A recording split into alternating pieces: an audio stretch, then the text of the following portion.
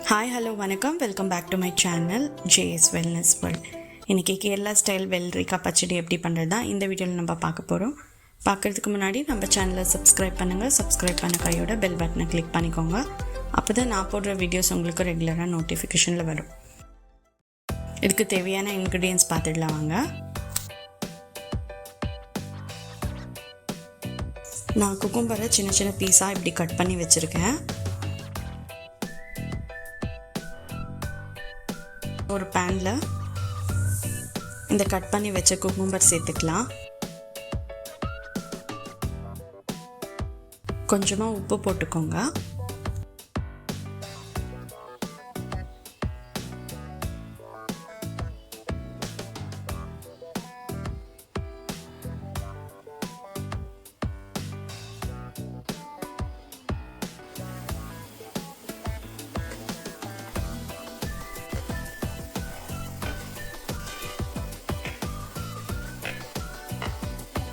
So இதுக்கு ஒரு masala ready பண்ணிடலாம். அதுக்கு நான் ஒரு மிக்சர் ஜாரில் 1/4 கப் தேங்காய் எடுத்திருக்கேன். சின்ன பீஸ் இஞ்சி சேர்த்துக்கோங்க. 2 பச்சை மிளகாய் சேர்த்துக்கலாம். இது கொஞ்சமாக தண்ணி விட்டு நல்லா பிளெண்ட் பண்ணிக்கோங்க.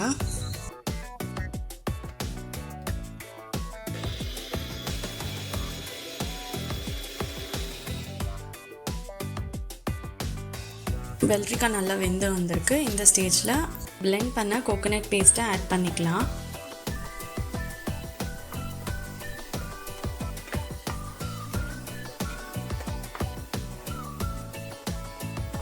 கொஞ்சமாக தண்ணி விட்டு இது ஒரு 5 நிமிஷம் வேக வச்சுக்கலாம்.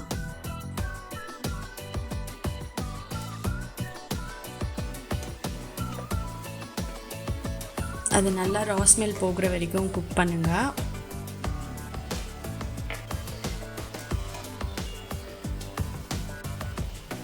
இந்த ஸ்டேஜில் ஸ்டவ் ஆஃப் பண்ணிடுங்க.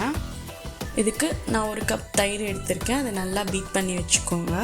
நல்லா ஆறின அப்புறம் இந்த 1 கப் தயிர் ஆட் பண்ணிக்கலாம்.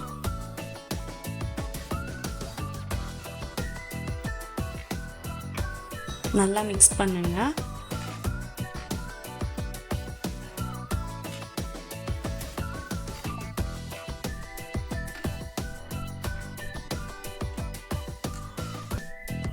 ஸோ இதுக்கு ஒரு தாளிப்பு ரெடி பண்ணிக்கலாம். அதுக்கு ஒரு சின்ன பேனில் ஒரு 2 டேபிள் ஸ்பூன் எண்ணெய் விட்டுக்கலாம்.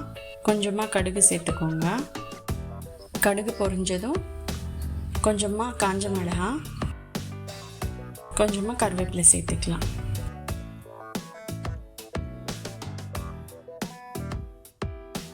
இந்த தாளிப்பை இதில் சேர்த்துக்கலாம்.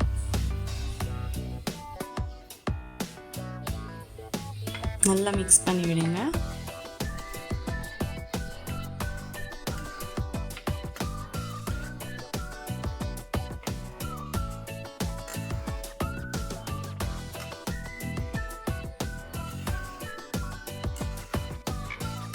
கேரளா ஸ்டைல் குக்கும்பர் பச்சடி ரெடி ஆயிடுச்சு.